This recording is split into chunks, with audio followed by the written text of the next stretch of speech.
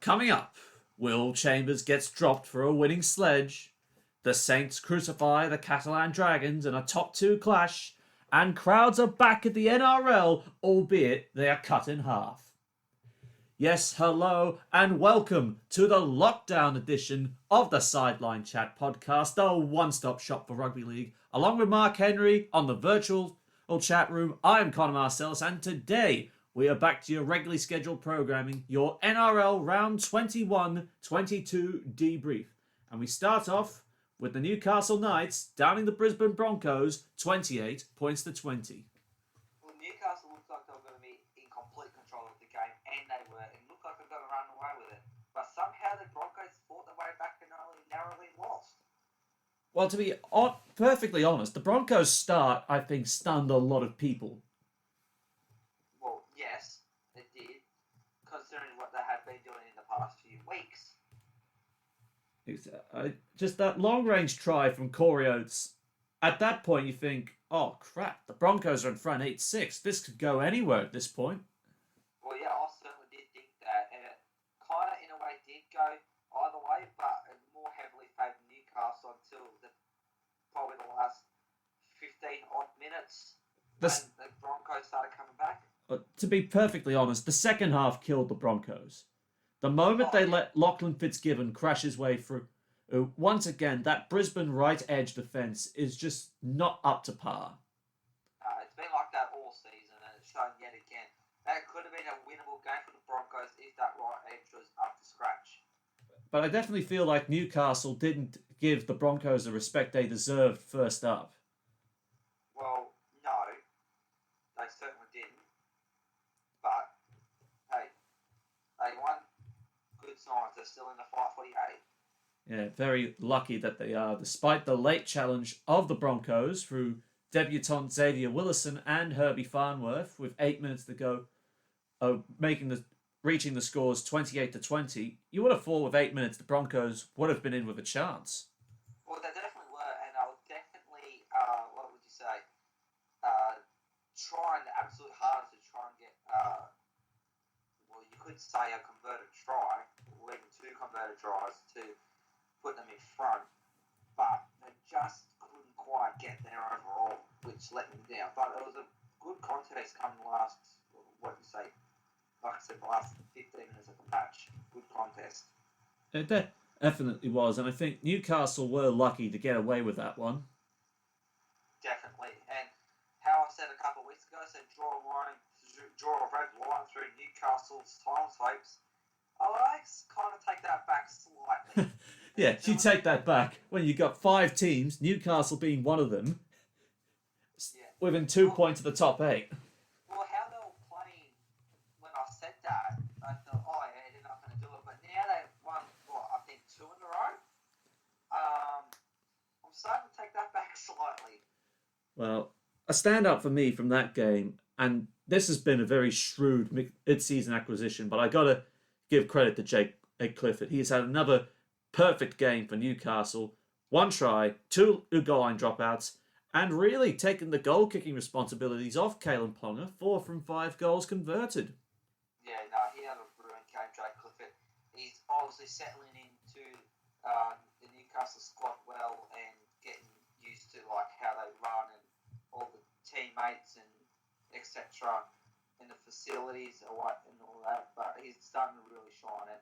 This is what he didn't get up at the Cowboys. He did not get much. Well, he did, but he didn't quite perform well. But since he's come to Newcastle, he's performed.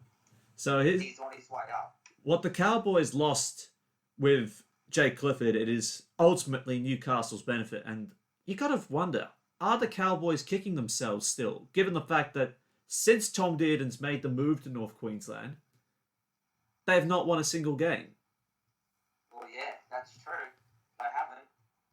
So, and the Cowboys also to be spewing too, because a few years ago they lost Kalen Palmer to the Knights. So, yes, who knows what could have been. Someone needs to be held accountable. I mean, I would channel Jeff Tuvey at this point, but I think the memes of Jeff Tuvey speak for themselves. Else, when it comes to words investigation and accountable. Yes, the memes do speak for themselves. Now, speaking of accountable and memes, we have St George Illawarra going down to the Canberra Raiders, 20 points to 12. Yep. Yet again, no result. And this was the final game played where you had to deal with rolling suspensions. Yes. And we still managed to lose.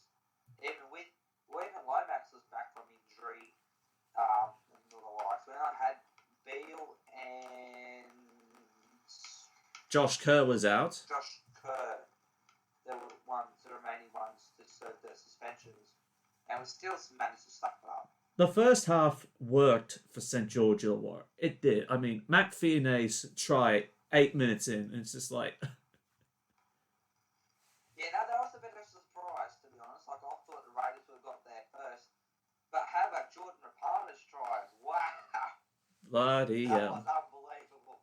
Unbelievable. And so the score's locked up at 12 apiece heading to break. I genuinely thought the Dragons were within a chance. I think many people would have assumed the Dragons were in for a chance, considering... And this goes back to what I said at the start of the year, all the way back in February. I didn't think the Dragons would do so well, and yet they have overachieved my expectations for them this year. They have massively done better than what they did in the last 2 years. Yeah, well, I echo your comments on that, and I said that Dragons were going to get a wooden spoon at the beginning of the year. But now we're sitting, 11th? The first time we've been outside the top 8 since round 3, I believe. So, yeah, we are doing a lot better, but we're still within a fight for the finals. But, I don't know. The last 40 minutes played, the second half, it all belonged to the Canberra Raiders. They thought, look, this is do or die. We're not going to get pushed around in the second half, and it showed. I mean, I know Tom Starling was scored the only try of the second half, but Canberra's defence, you got to credit to them to hold the Dragons out. Yeah, it was brilliant defence. It was a real, I don't know, probably a gritty contest, you could say, like real battle to try and get points on the board. And obviously, Canberra came in on top with the only try in the second half. And despite having less time in possession overall, so what the hell's going wrong with the Dragons? That was practically as full strength as you could get, minus Ben Hunt. And Matt Duffy. Oh yeah, and because you dropped Duffy again. But see, if Hunt and Duffy, especially maybe Hunt, if he was playing, that might have been the difference. Or even Duffy as well, because he's our try scoring machine. But that might have been a difference, but who knows? Kick defusal was sort of a weakness of the Dragons. For all the kicks they had to defuse, only a bit more than 1/3 of them were actually defused, as well as the 6 penalties and the 9 errors they came up with, and 3 players on report.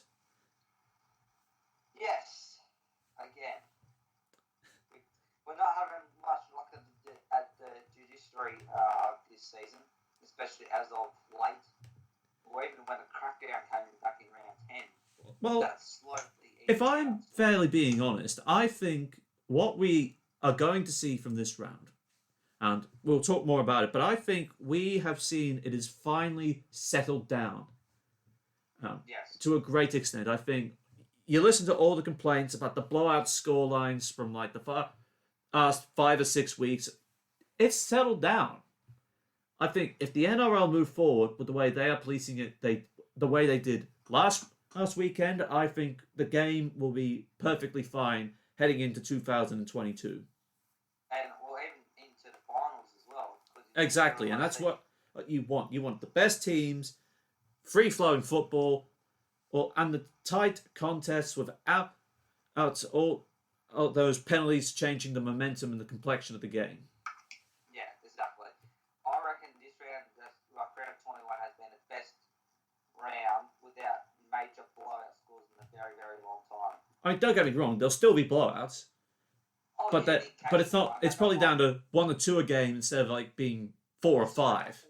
Yeah, exactly. That's pretty much what I was just about to say. It's only like a couple instead of like half the games. And speaking of the blowouts, the South Sydney Rabbitohs, I really like these segues. I think conveniently they're well timed. But anyway, the Rabbitohs getting up over the top of the Parramatta Eels, 40 points to 12. Yeah. Eels are not in it even with Mitchell Moses back. They were not in the contest whatsoever. I'm saying it now, Parramatta fans. Go against me all you like, but Parramatta Eels will be out of the finals very quickly. Wow. They ain't gonna. They're not. They've been pretenders again.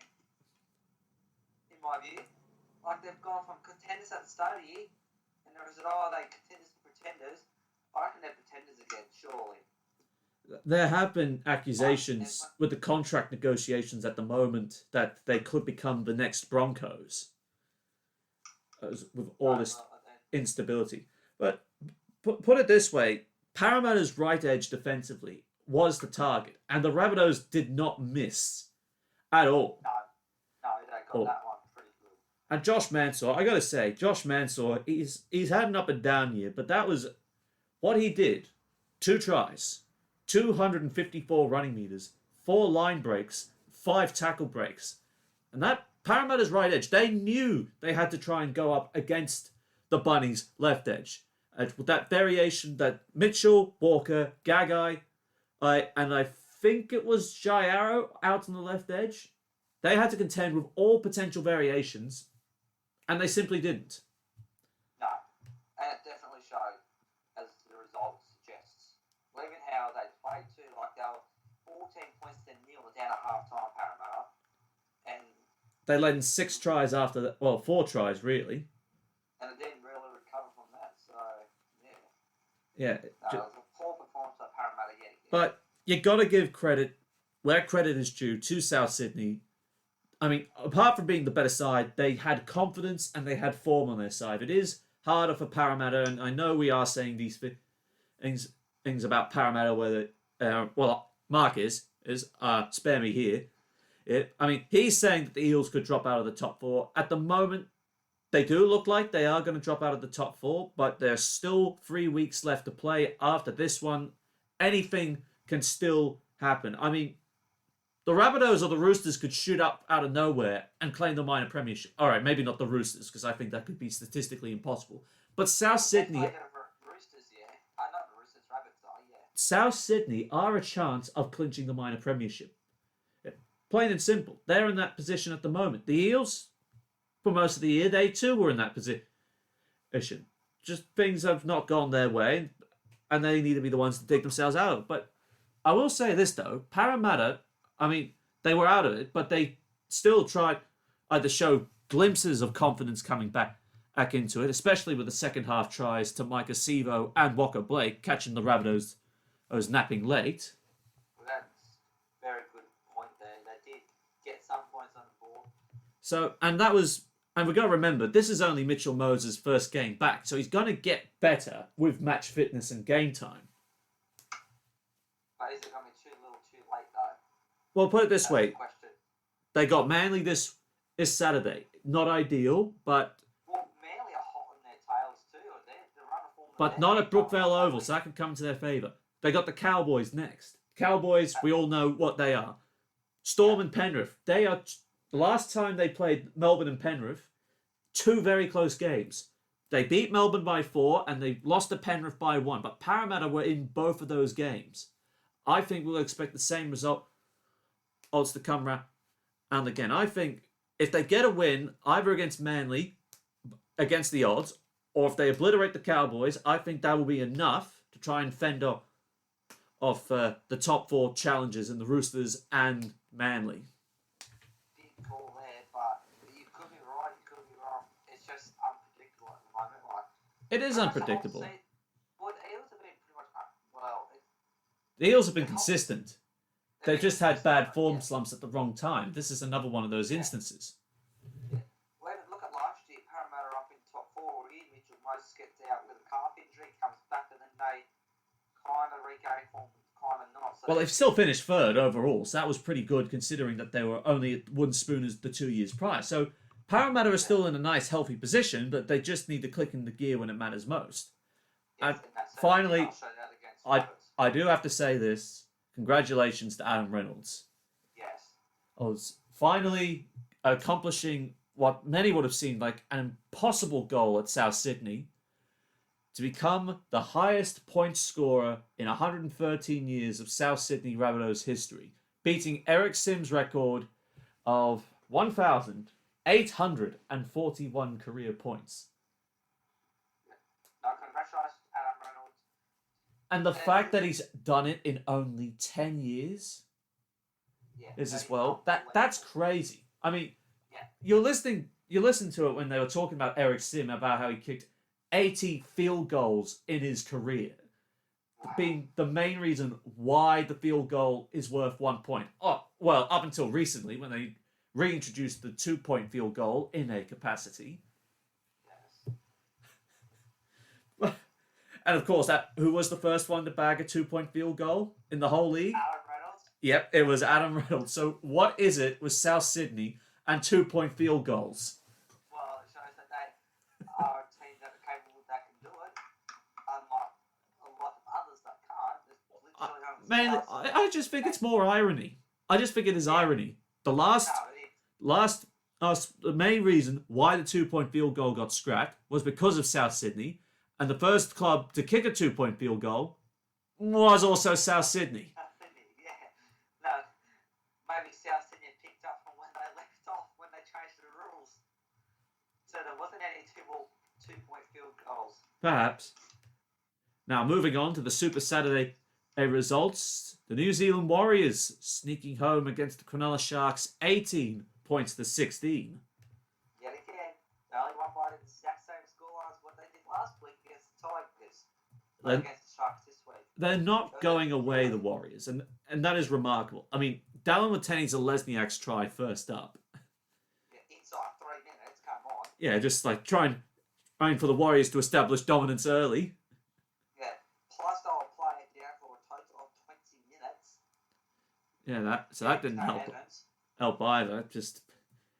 Well, you could technically say 30 minutes, but Chanel Harris-Tavita was at full time, so. Oh well, that's no problem for him. He got the hot showers first up, so he's laughing. So technically, it's only 20 minutes throughout But the match where they were down. How many times do we see a player get sin binned twice in a game? Victor Radley earlier this year. Oh, that's right. That was another one where he got sin binned twice, and because he got sin binned twice and put on a report. so 4 indiscretions. That's right. That's when the crackdown was at its worst.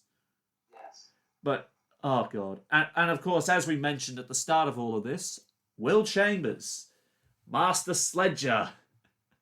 Hence why Kane Evans was sent off in the bin. The second time round. Yes. All right. Now this is really divided opinion. Should Will Chambers have engaged in that level of sledging where apparently it was made personal? Well, sledging is a part of the game, but if it's on a personal level, I think it's going a bit too far that way.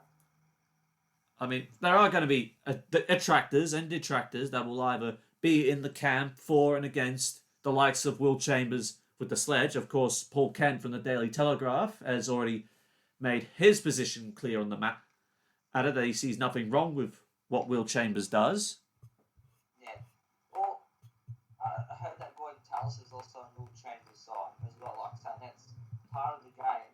But if it's on a personal level, that's a bit too far. Well, I mean, I wouldn't be surprised Gordy is, because I think with the sledging, if he doesn't like it, he'll just start throwing punches. Yeah. Or he'll just lasso you over the sideline like Brett Hodgson.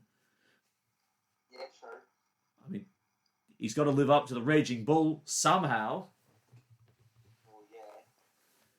And he certainly has done that. But honestly, the Sharks were in a position that they needed to win. And they were very close to it. I mean, one goal the difference.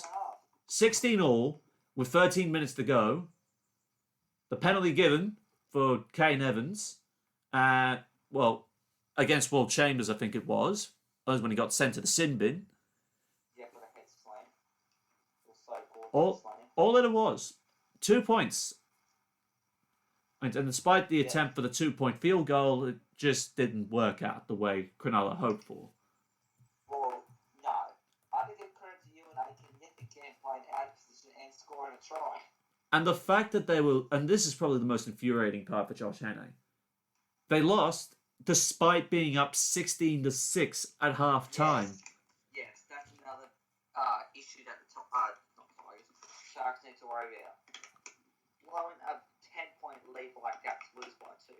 Ridiculous. It was absolutely ridiculous. If you want to play finals footy, you can't do that. No way. And because the Sharks are still in finals contention, they really need to change that around. They need to hold those leads or even extend those leads further if they want to go deep into the finals, if they make it. Yeah, I definitely agree. Sean Johnson would have provided the clutch moment for the Warriors for the Sharks, sorry. Getting a bit of my head of myself here. But, I know Braden Trindle is the future of Cronulla at this point in time, right? Yes. To partner Nico Hines, but he needs to ice those big moments. At the moment, he's not icing them. But at what point do you say that the Sharks don't make the 8? What's the tipping point? Well, look at their run home. You have to look at the run home to really decide how they're going to go. In the run home, really, that's what it comes down to. They've got a tough draw on the way home, which I think they've got a fairly 50-50 run home. Well, I believe they have to play the West Tigers again.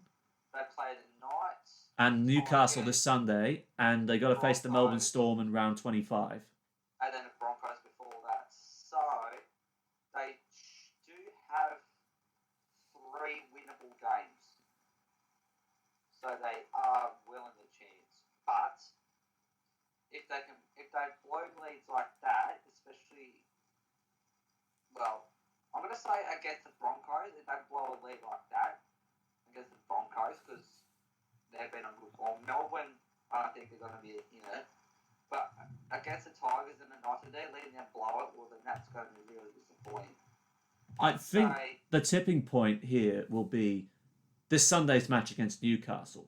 2 points in it, Warriors and the Dragons, and still within reach of the top 8. I think if the Sharks win, they're still in with a chance, but they've got to fend off the Titans for and against, and of -2. If they lose, Newcastle go 4 points clear, and then it really comes down tighter. But I think people will be running the ladder predictor, I probably will be, to probably theoreticize every possible situation for the 7th and 8th place spots. Yeah. But it's still anywhere from 7th to 13th, they're in with a chance. Yeah. It's been like that for, you could say, the majority of since the crackdown around 10, it's been that log jam. The top 6 teams are set. It's just almost set. Well, it's just a matter of where they finish. Oh yeah, it definitely depends. We know what teams are going to be in the top 6. It's just a matter of where they finish. And speaking of some of those top 6 teams, the Penrith Panthers got back to winning ways with a close 20-14 win over the Sydney Roosters. I gotta say, Matt Burton, game of his life. Yeah. Or close to it. 2 tries, 212 running meters, 6 tackle breaks, a goal line dropout, and 4 from 5 goals converted. No, he had a brilliant game, Matt Burton. He really did stand up and take complete control of that team. Took the pressure away from Luai. And it goes to show that Penrith can win without Cleary. It definitely does. And this was another one of those big, tight contests in there as well.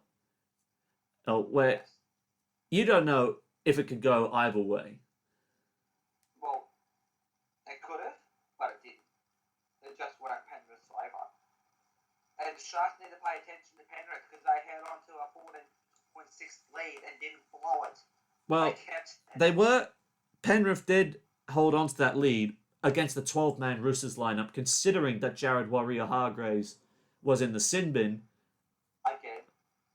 Yeah, no real surprise there. He does have that tendency for real discipline.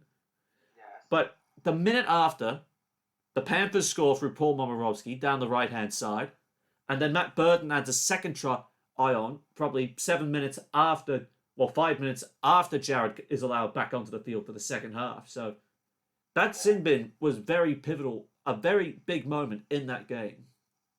I'd say that would have been a turning point of the game. There you go. And despite the late challenge from the Roosters, they just couldn't beat Penrith. In the goal kicking department, if the Roosters nail all their goals, all they would need is a penalty goal, and they could lock it up at 20-18 or 18 or 20 all even and force golden point. But things just don't happen that way. Well, no, they certainly don't. And like you said, the goal kicking for the Roosters is what made a difference. I'd say if they got the other two conversions, they would have been right. Yeah, I mean, very good contest. I don't think anyone knows what's happening with Sam Walker at the moment in terms of goal kicking, because he's not been goal kicking for the last couple of weeks. Well, on and off he has. Because he's kicked like one or two over the past few weeks, and then it's either been Tedesco or Adam Kieran, so we don't know. I still reckon he's got like a bit of a niggling injury. And he's probably carrying it, so we'll just have to see how that goes moving forward. Now, to commemorate close to the 10th anniversary of the Battle of Brookvale, the Melbourne Storm downing the Manly Sea Eagles 28 points to 18. But I tell you what, Manly stuck it to them early. That first 40 minutes, bloody hell, you got to give Manly credit there. Yeah, I thought if any team was going to end Melbourne's run, it could have been the Sea Eagles. But ultimately that didn't happen. But it was a very good contest. And Manly did give it to them as well. But Melbourne did somehow manage to shut down Tavorovich. And they didn't need the shotgun. No. Because... No, all it took was a PNG hitman to do the job. Yes, exactly. And that PNG hitman was Justin Olam for the double he scored. And then I think Cameron Munster's try, at 3 tries all, Munster's try with 12 minutes to go just ices the game for them. Yeah, well, even a penalty goal, 3 minutes later from that try, that helped too. So really, when I sit in with a minute to go, that wouldn't have done much at all. No, it wouldn't have. And then Hines also did the goal, kick 2 penalty goals, and then Pappenhausen did the rest. So that's right, because Hines was taken off because he was injured, wasn't he? I think so. Well, fortunately, Craig Bellamy was carrying Ryan Pappenhausen. Oh, we all knew he was going to be on the bench. No, I mean, no way you'd be leaving him out. Well, no. If you're fit and ready, well, you can't leave Hines or Pappenhausen out. God, no. You can't leave either of them, man. That's the beauty of the Melbourne Storm. They create all these headaches to try and squeeze everyone in, and then they just complete it win after win to these incredibly high standards that they have set. Yeah. And they are just leagues in front of even the best oppositions inside the top 6. Your Manleys, your Penriths, your Roosters, your Eels, and even the Bunnies. I think they're still a class out of the Bunnies, despite their good run of form. Yeah. With the other issue with the Storm is, except like Hines and Pappenhausen, you got Smith and Green. Well, 2 massive selection headaches. So Bellamy can play this one of 2 ways in 2022. One, he starts them both, considering that there is a vacancy in the middle of the field with Dale Finucane's departure for the Sharks. True. Or they keep rotating them depending who's in better form. Injury suspensions come in, so maybe the Chief starts the year, and if he goes down injured, gets suspended, Harry Grant comes in and then he starts. And then it just goes from there. I mean, there is only one real person who can understand how Craig Bellamy will want to play it this way, and that is Craig Bellamy himself. Yeah, pretty much. But the fullback position is going to be a lot easier next year because Pappenhausen. No question. Pappenhausen, fullback full-time from 2022 onwards. Unless he gets into the Origin selection, then I don't know who they're going to have. Well, Nick Meaney will be at the club next year, so how convenient. We get another fullback into the club. Yes. No, they're very well structured, Melbourne. They have done so pretty much since Bellamy arrived in 2003. I mean, they had high standards, and early 2000s didn't go well, but since Bellamy arrived in 2003, Melbourne have just been the absolute gold standard of the NRL. Yeah. Whatever is thrown at them, lockdowns, etc., they still get around that and still somehow come out on top. Yeah. But Manly, we've talked about more Melbourne than Manly. Manly, they were in the contest, but their right side defensively just paid the price for not being able to contain Justin Olam. No, he just blitzed them. Addo Carr had a very quiet night. How I viewed the game, he had a very quiet night. Well, and so did Tom Trbojevic, but that was all Melbourne. That was the Storm's strategy of keeping Tom Trbojevic out of the game. Yeah. And I gotta say, the heritage jersey that they wore, oh my god. Oh boy. Yeah, it wasn't the best. Honestly, whoever is sending these designs to Castor, whoever is designing the Storm jerseys, maybe barring the Anzac and the Indigenous jerseys, whoever is designing the Storm's jerseys, home, away, and their heritage. I know the heritage is a throwback to 1998, but that guy needs to be sacked and give Castor some actual good designs to work with. Yeah, I agree to that. Now, the Sunday games, the West Tigers somehow also still in the hunt after downing the Canterbury Bulldogs 28 points to 16. There's very faint hopes for the Tigers at the moment for their finals. Very, very faint indeed. Well, definitely faint, but not as faint as the Dogs' hopes of climbing off the bottom of the ladder. Yes. Because those hopes are pretty much gone. But look, the Tigers, they provided Ken Mamala with a lot of time and space, and he was a clear standout out for me in this performance. 2 tries, 122 running meters, 4 tackle breaks, and an offload. That second try, out-jumping, I think it was Corey Allen he out-jumped, or was it Will Hopper-Wadi? But it was definitely out on that right edge from the Brooks bomb.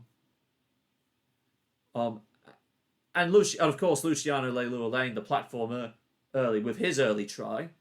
Very early on, yes. But I gotta say, the Dogs provided fight, but just not enough as it would turn out. Well, the Dogs were in the contest at the break. They were only down by a converted try. And the Tigers literally only had the one try in the second half. That went to Tommy Talau. Yeah, and then Corey Allen and adds his try. I had to make the game competitive. Still down by about 2 tries at this stage, but what didn't help was Hetherington putting yep, Jack Hetherington. Yeah.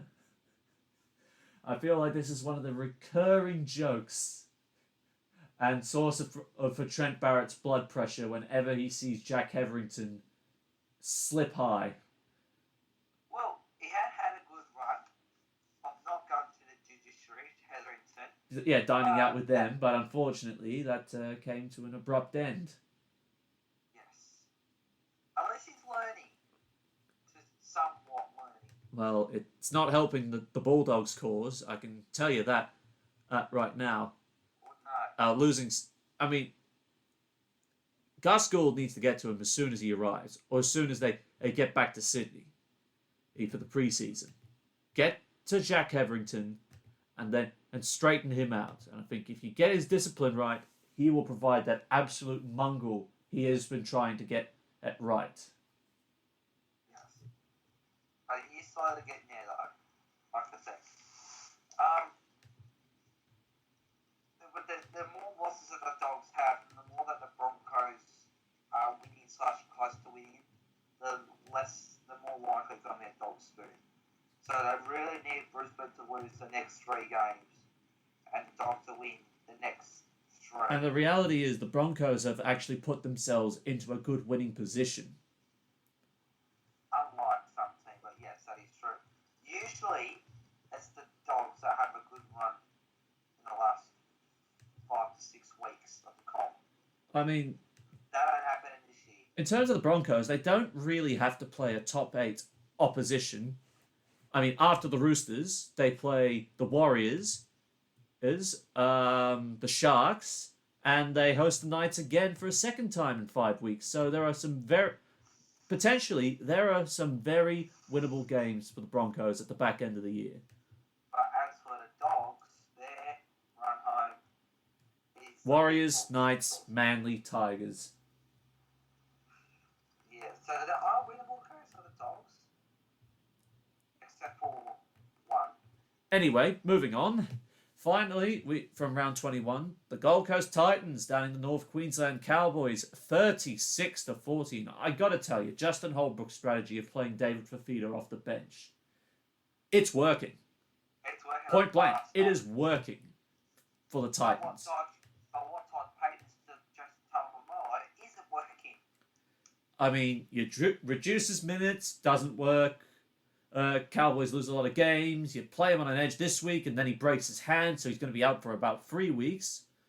The rest of the season, basically. Look, the Cowboys lost this game not just because of their poor defense against the Titans' attack down on the right-hand channel, but they also lost because their discipline with the ball just wasn't there. 21 from 32 sets they completed, so a 66% completion rate. 31 missed tackles. I'm pretty sure they gave off an intercept, or it could have been the other way around.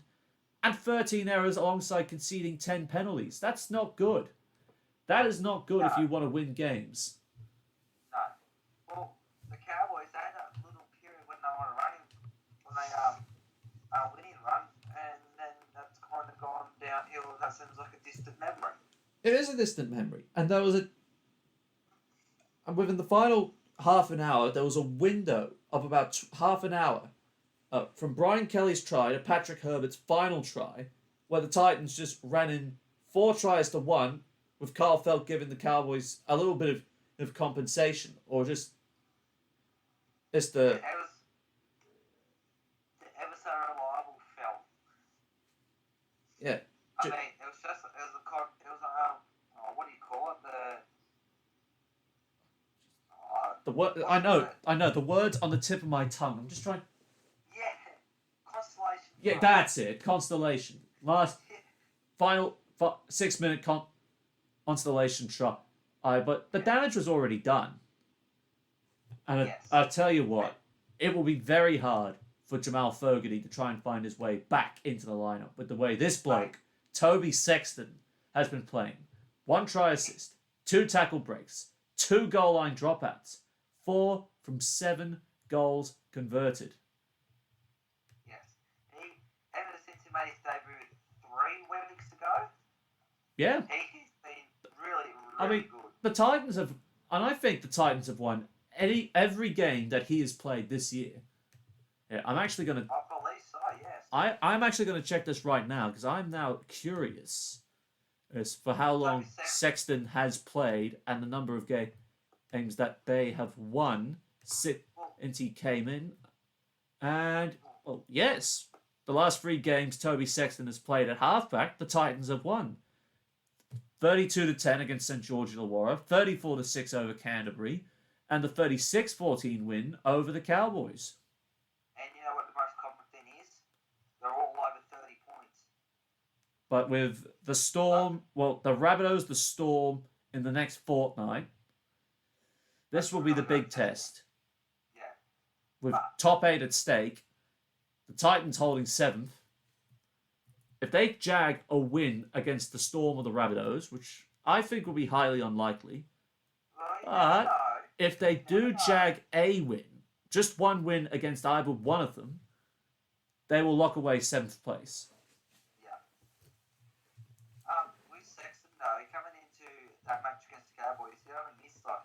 versions. So he's a very, very good goal kicker too. So in his young and short career so far, he's proven to be one of the good goal kickers of the comp.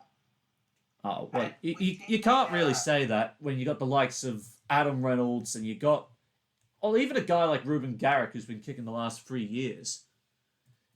Well, yeah, but he's proven to be one. Still a while to go though. It'll be interesting to see if and when David Fafita comes on against the Rabbitohs or the Storm, because if he comes on at the right time, he could change the game in the Titans' favour. Well, he definitely has. Well, Justin Holbrook has been bringing David Fafita on at the right time over the last few weeks, so surely he'll do the same again this upcoming week. What I've noticed with Toby Sexton being at halfback is that he's making Ash Taylor more of a free player to run around the field. Like he scored that try with like 20-ish, just over 10 minutes to go. So, well, there's actually a petition Titans fans have started up that they want to keep Ash Taylor at the club beyond the end of this year. Especially in recent weeks that the Raiders have decided against signing Ash Taylor up. I'm actually going to try and find the petition just to see what the latest is at the moment. If the Titans keep Taylor, who's he putting halves on side? Oh, Sexton? Well, that's the interesting thing, isn't it? All right, so if they don't keep Taylor, it's going to have to be a Sexton Fogarty combination if they don't keep Taylor. Well, at this point, only 413 people have signed it. So I'm not sure how many signatures it requires before an NRL club has to take a petition seriously, but if it takes 2,000 signatures to try and keep Alex Johnson and it works, then we'll see. There's still time. Now, that's the end of round 21. We move on to round 22 with crowds back in the southeast of Queensland and, of course, around the Sunshine Coast and Redcliffe. So we start off our action at the Sunshine Coast. Melbourne Storm hosting the Canberra Raiders. A couple of changes for them. Elijah Anderson and Semi Velame drop out of the side for Ricky Stewart, with Harley Smith-Shields shifting to the wing, with Bailey Simonson returning. Matt Tomoko retained at centres despite naming Sebastian Chris in the reserves. And I think Hudson Young starts, or I think he retains his place in the second row, with Corey Hawawiranira dropping back to the interchange. Just before I get to Melbourne, we have some news. Shah's Nickel Klukstad could make a return as early as round 23. Well, that could be a big boost for the Canberra Raiders in the run home. I will say that. A very surprise return he could be. After obviously undergoing neck surgery at the start of back in round 5. That's how long he's been out. And it was going to ruin that for the season. But Ricky Stewart has indicated that he could be back as early as round 23. Well, considering they're going to play Manly and the Roosters in the final 3 weeks, that could be the tipping point Canberra need. Yes. And I'm glad that you mentioned Canberra's team list first. So, so with the Melbourne's team list, Asafa Solomona is expected to play. Pappenhausen is also expected to play, despite copping a knock to the knee last week. And that's pretty much all the changes. They got Felice Kafusi back. So, of course, Chris Lewis is to the bench and Tapai Maroa back to the reserves alongside Tom Eisenhuth. Yes. And pretty much unchanged. Dean Iramira, he's keeping his spot on the bench. On the wing. Yes. On the wing. There's still no George Jennings. Yes. So, getting me players all mixed up here. Well, it depends what Canberra Raiders we get that comes out against the Melbourne Storm. If inconsistent Raiders outfit, the Storm are going to wallop them. If we get this real gritty defensive of try and work the Storm over, frustrate them, that's like top 4 material. Yeah, we don't know with the Raiders. They're hard to read. They're a bit shaky at the moment. But they are doing better than what they were probably a couple months ago when they were losing left, right, and south. Oh, yeah, that does have to be acknowledged. They are doing much better than what they were 2 or 3 months ago. Yeah. And having Bailey Simonson come back into the side, that is a bit of a boost as well. Yeah, To the Canberra left edge.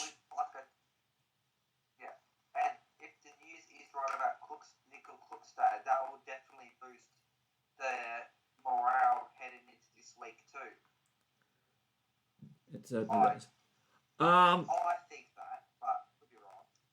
If the Melbourne Storm are to win this, which I think they will, they need to put all the pressure on Jordan Rapana. I mean, I know he has stood up at fullback, but they need to target both him and Harley Smith-Shield to sort of what I would think is not the strongest links in the back three, but that's when you've got Smith-Shields, who's not played that many games, and Jordan Rapana, who's only just moved to fullback for this little while. I think that's where Melbourne's going to try and punch them downfield. And then, of course, you've got to factor in, you've got Ryan Pappenhausen and Harry Grant coming off the bench as well. So you've got speed out of the ruck and you've got speed around the middle. When Finucane comes off, you're going to be in trouble if you're going to try and stop Pappenhausen in the middle of the field. Yeah, exactly. But in saying that, Rapana has been doing a good job at fullback as well. Like, he's been getting in amongst it all as well. It's not like he's sitting back doing nothing. Oh, no. No, I'm not saying that. I'm just saying in terms of the class of the fullback. Oh, yeah, I know. But he's still doing a brilliant job fullback.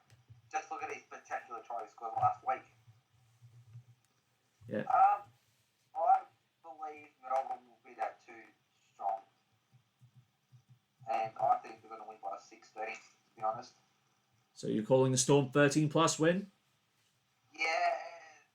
I'd like to see Canberra do well. I mean, we all do. Really. Like, especially coming against Melbourne. But facts are the facts, and the reality is this is going to be the Melbourne Storm winning, in my mind, the Melbourne Storm win 13-plus. Yeah. That's pretty much the way I see it as well. So, Melbourne to get closer to trying to clinch the minor premiership. Now, yes. Friday night from Suncorp Stadium, we have the St George Illawarra Dragons hosting the Penrith Panthers. A couple of outs for the Panthers. No Spencer Leniu and no that's right, no Kurt Capewell, and as of late, no Api Coruscant, I believe is the case as well. So with that, Paul Momorowski shifts into the centres with Brent Naden getting pushed out to the wing. Well, Naden coming in. Jermaine Hopgood and Isaac Tago are both on the bench. But the interesting thing is, Tavita Pangai Jr. and Nathan Cleary are both named in the reserves. Matt Eisenhuth has been lifted into the front row, but Pangai Jr. is still hovering around there. Yes, he is. He was supposed to make his debut last week for personal reasons. He was obviously out of the squad. For the Dragons, there's no more suspensions to be made from the barbecue gate, so that's all done and dusted. Beale is back in the centres in place of Coda Ramsey, who broke 2 of his teeth in a head clash with Andrew McCulloch last week, so he's off with some dental surgery. And Tariq Sims out suspended in otherwise a pretty much unchanged lineup. Not to mention the fact that Josh Kerr comes back via the bench. Oh, yes, that too. And Dufty is named in jersey number 18. Right. Yeah, gotta say, 3 words. 2 words. Panthers, 13-plus. Well, you know what? The way the Dragons are playing, and I think playing Jack Bird at fullback, he has looked good for the Red V at fullback. Will he stay there long term? I don't think he does. I think the door opens up for Cody Ramsey when he's back. Maybe Tyrell Sloan gets an opportunity, either at the back as well. But I think Bird's future lies in the centres for St George Illawarra. And we've got to keep in mind the Panthers have not been convincing as of late. They did beat the Roosters last Saturday, but that was not really convincing. Like the Penrith go out there, score 4 tries, and just blow the opposition off the face of the earth. But what you need to look at is Cleary's a late inclusion. Cleary will be a massive factor. Whether or not his dad, who also just happens to be the coach, of course, chooses to play him Friday night, I think that will entirely depend on how the next 2 days plan out. It was a very late. Could have been a late inclusion last week, but they opted not to. I'd say he's going to be a late inclusion this week and bump Burton into the centres, and Momorowski will be dropped out. I'm just going to verify about what's happening with Appy Corus. Oh, that's right. Coruscant's out, so he has been suspended for this week, I believe. Yes, so Mitch Kenny will come in at hooker. So that sort of takes away the speed factor out of dummy half for Penrith. So now we go pretty much between Mitch Kenny and Andrew McCulloch, like for like individuals. So I think it will really depend how well the halves control the game. And after what we saw with Matt Burton, I am under no illusion that he can lead the Penrith Panthers to another 1-12 win over St George Illawarra. 1-12 win, okay. I think the Dragons will offer up some very stiff resistance on this one. Yeah, no. Like I said, Panthers 13 plus to win by a blowout of 36 points. I want to see the Dragons in the contest at all. All right. Well, one that might not see the contest in the Suncorp doubleheader. The Brisbane Broncos hosting the Sydney Roosters. A couple of big outs for the Roosters. There is no Angus Crichton, who has been ruled out for 3 weeks, as well as, of course, we touched on, Jared Warrior-Hargreaves is out. So, with that, Nat Butcher is lifted into the second row in place of Crichton, and Isaac Liu has been named to start with no JWH, with Fletcher Baker and Nawafau White joining the bench alongside Fletcher Baker, Egan Butcher, and Lachlan Lamb. Also, I believe Dale Copley is back in the starting 13 after being the 18th man in victory over the Roosters. Over the Eels, sorry. Shut up. For the Broncos, Coppo is back at centre. Xavier Coates is at wing. Albert Kelly is in the halves again. Another halves combination for this season. I'll chalk them up when I can find them. Alongside Tyson Gamble. Kobe Hamilton starts at lock. Xavier Willison is in jersey 14. Who have I missed out? Brody Croft is out. Jermaine Starko is out. Jesse Arthurs is out. And Keenan Palacia is out. As well as Anthony Milford and David Mee being included on the reserves. Yes. News has come out this week about Brody Croft's future. He is joining my Super League club, Salford Red Devils, as of next year. Bad. Not only is it a bad move for Brody Croft, but I'm not sure what Richard Marshall is thinking at the moment. Well, I know we're kind of slightly going off NRL, but I find it a good signing. I reckon the Super League will bring out what Croft has shown glimpses of. So you expect Brody Croft, who has struggled the last 2 years, to partner up with Tui Lolohea, who has not performed well since Jackson Hastings left for the Wigan Warriors, and with that, Salford have finished mid-table and are currently no better than Wakefield Trinity and the Lee Centurions at this point in time. Well, it's not going to be an instant impact. It's going to be a progression as the season goes on next year. Well, if you can improve on 4 and 11, I think we could probably call that a success. But that's just my view, and that's not being biased either. That is a legit. Even if I wasn't a Salford supporter, it still, I would say, exactly the same thing. Anyway, back to NRL. We got to keep in mind that the Broncos upset the Roosters when they were a bit more full strength. I don't think the Roosters will be looking to make the same mistake twice.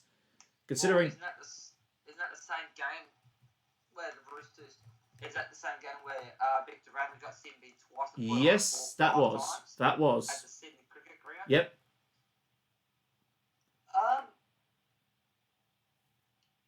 Like you said, Roosters are a brilliant team. And the rate that they've been a bit... I don't want to say patchy, but they kind of have been a little bit as of late. But they're still managing to be in games. And the Broncos, they have found something in the last few weeks. So they nearly beat Newcastle. They won against the Cowboys. And they won against someone else the week before the Cowboys. I can't remember who it was. But they have found some form as of late, the Broncos. I think the Roosters still win, but I think even with the massive injury toll, I don't think this is a 13-plus blowout. I think for the Roosters to win, they'll win 1-12. I'm actually going to go the upset.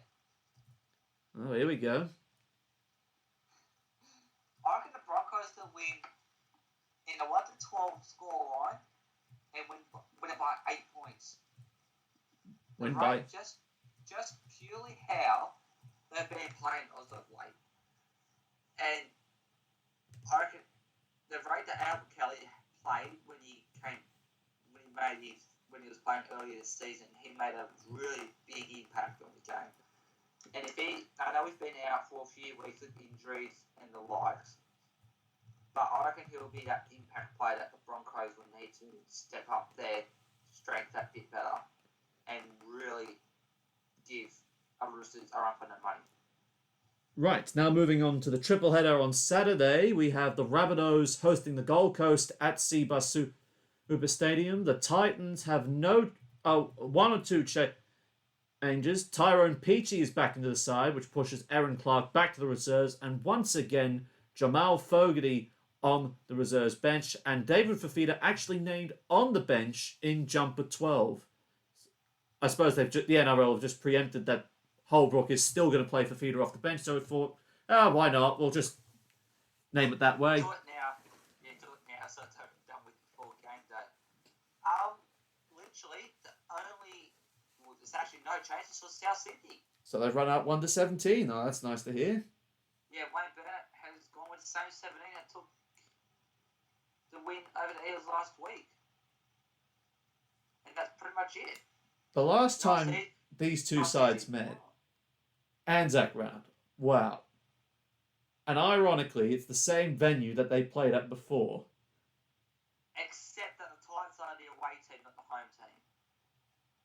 Well, so they're back at Cbus again, not by choice.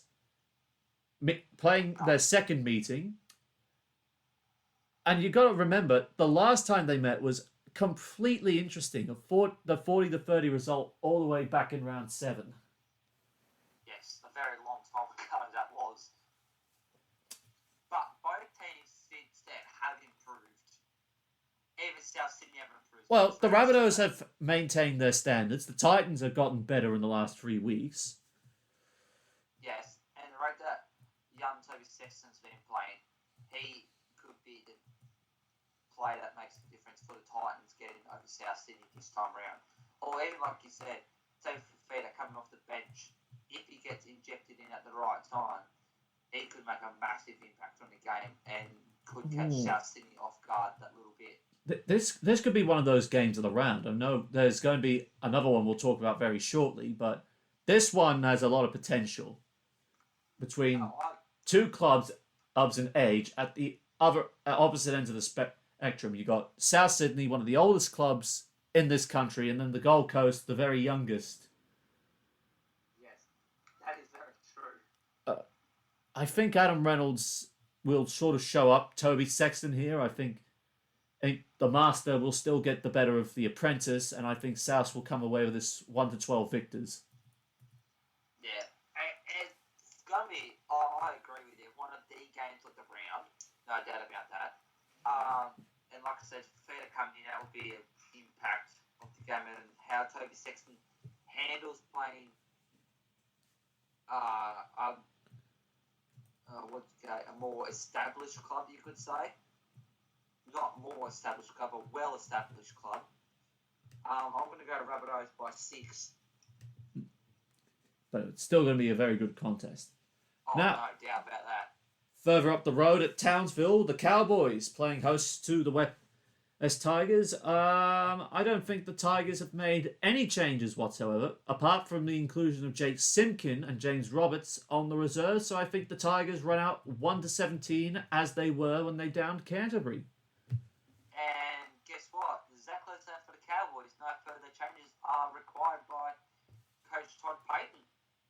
Apart from the return of Francis Molo, Well, yes. the loss of Jason Taumalolo, Lachlan Burr, and Murray Talagi. So there are changes for North Queensland.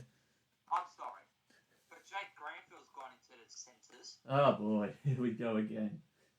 Hey, he did an alright performance at fullback. That was actually surprising that he could play fullback. No, but I reckon he did a bloody good performance at fullback than what most anticipated, and now he's at centre. Who knows what's going to happen? Yeah, I'm with you. Now, this one's another one that's going to be hard to really pick. Cowboys out of the finals race? I think the ladder stand at this moment in time. I'll bring the ladder up very quickly, like we usually do with half extra notes. 14 points. Yeah, you'd probably have to say the Cowboys are out of it. Tigers are just by the skin of their teeth in with a chance. The for and against with the Warriors and the Dragons will come back to haunt them unless they win big. Which is a possibility.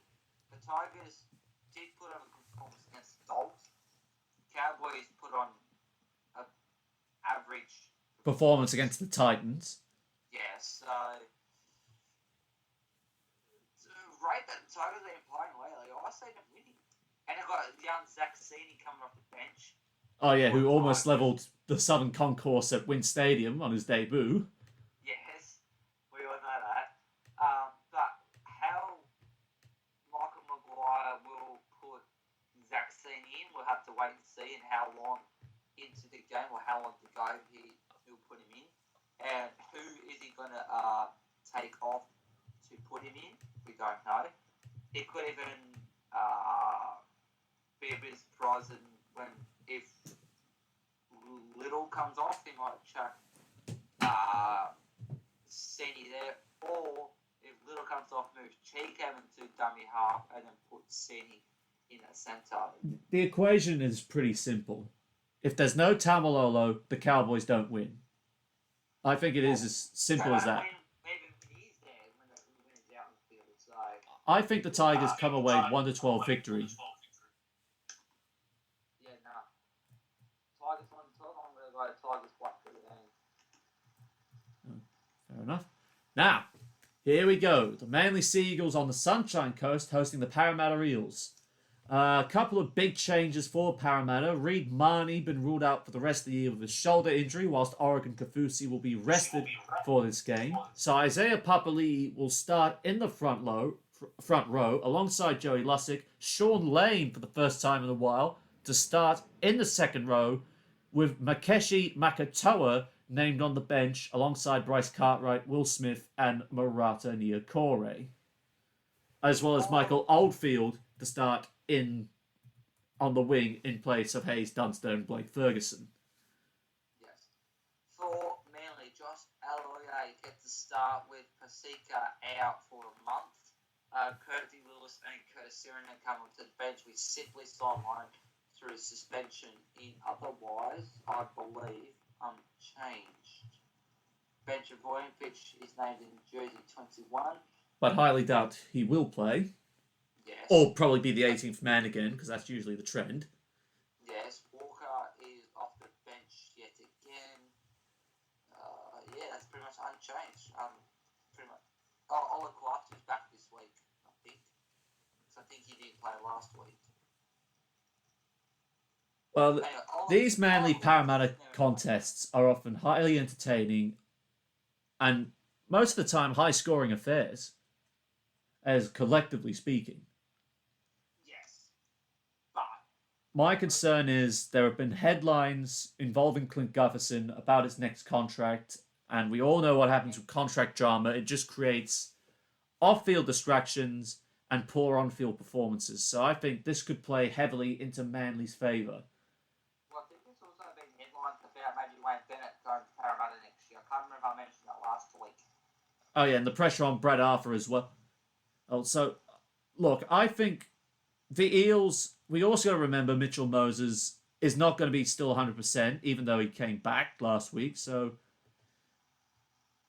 there, I'm afraid, given the way the Eels have been playing and just the leaky right edge defense, just the not being their usual selves. If they had a bit more confidence about them, I would say this would be a 1-12 margin. But I got to go with Manly winning 13 plus here. Well, with Reece Marty being out for the season, that is a massive blow for Parramatta. I mean, good news is they get Joey Lussick in, and he has performed at a high level before. But yes, and then like you said, the drama, well not the drama, the headlines going around Clint Gutherson's contract as well as his haircut as of last week, and with also rumours with Brad Arthur and Wayne Bennett, and Mitch Moses not been 100%. I'd say Seagulls to win by 22. That's been unstoppable. I know Melbourne beat them, but it was a quality game. I would like to see a quality game between these two sides, but the classier team at the moment is Manly. it definitely is. Now, we move to the Moreton Daily Stadium in Redcliffe for the New Zealand Warriors hosting the Canterbury Bulldogs. A lot of changes made for Trent Barrett. No Corey Waddell or Dylan Napa. Well, Hetherington and Napa have both been suspended, and Corey Waddell appears to have been dropped. In their place, two loanees from the Canberra Raiders have joined the club. Ryan James will start in the front row, and Corey Horsburgh will come off the bench. Matt Dury is lifted into the second row alongside Adam Elliott and Josh Jackson, with Chris Patolo and Joe Stimson making up the rest of the bench, with Arvasi and Manafanai also named to start. Yes. Warriors, there have been changes this week. With Tenny's Lesniak, he was named on Tuesday, but he has failed to beat a contrary conduct charge at the judiciary, so he is out for a week. So Ed Cozy is going to come into play in his spot. Chad Townsend and Wade Egan have been named to return on the extended bench to return, but they are unlikely to take the field surprisingly. So they're also in Adam Pompey's in at centre. Peter Hickey's back at centre. Harris DeVito, Sean Sutherland in the halves again. Jackson Fraser in at 10 up front. Ewan Akins in the second row yet again.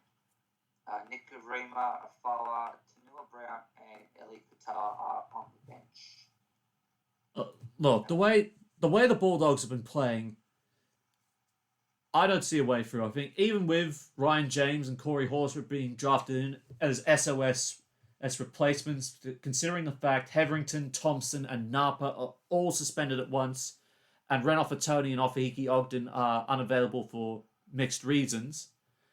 Look, the way the Warriors are playing, they're going to be feeling confident about this game. They're going to be thinking, oh, we got the Bulldogs. I mean, they'll probably try and throw a spanner in our works, but we're playing way too good for them at the moment. So I'm going to call this Warriors 13-plus win, I think.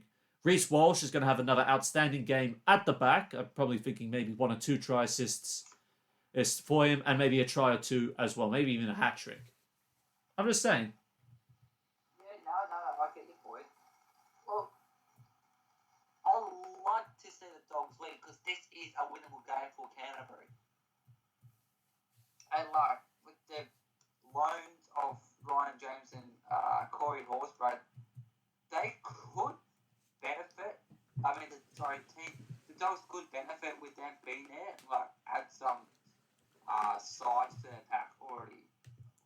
saying it's the pack of the Dogs is small, but with them two adding adds a bit more size to it. But like I said with Reece Walsh, as of late, and especially with Miguel and Aiken playing out of position again, he's been outstanding in a second row.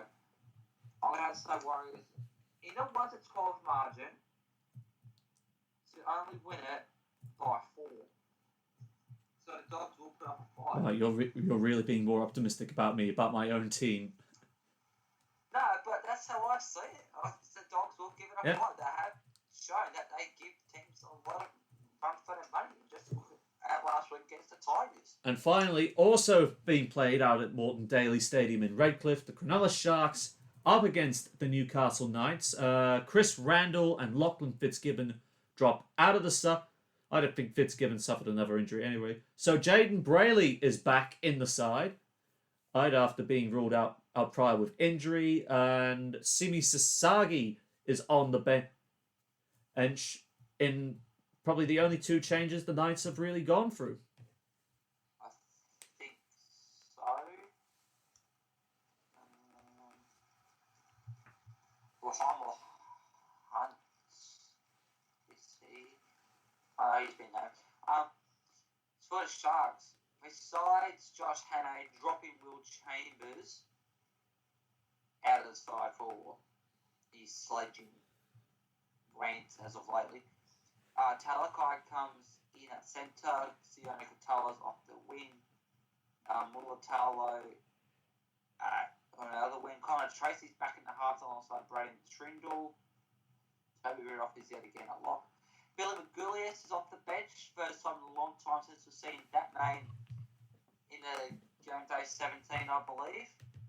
It has been. And Morani Hiroti is unlikely to return this week. But yes, Billy Magulius, good to see that name back into the... How many times has he been 18th man this season? Because I can probably count it more times than he actually has played 8 games for the Sharks. No, I completely agree with you. I think the Sharks suffered a narrow loss to the Warriors. We really don't know how that comes off the following week, but I think... And that left edge of the Sharks, even though there's no Wade Graham, there's no Matt Moylan, they still got Mulatalo, they got Talakai, this absolute threat in attack, but defensively he was found out. So I think that's where Newcastle, down their right-hand side, are going to go. I think Kurt Mann and Heimel Hunt are going to give him, as well as Mitchell Pearce, they're going to give Talakai a very rough time down their channel. And I think Tyson Frizzell will be looking to run over the top of him as well, which will be quite the achievement. And it's all up. Well, yes. And with the Knights also, those right that Jake Clifford's been playing as of lately too. He will have another brilliant game of footy. Connor Tracy been shifted again. Ever so reliable Connor Tracy. He's been unbelievable this season. He's not going anywhere. He's not going to get dropped anytime soon, Tracy. No. Him and Trindle, I think, will form a good halves combination for the Sharks. Until Nico Hines comes along, that is. Well, yes.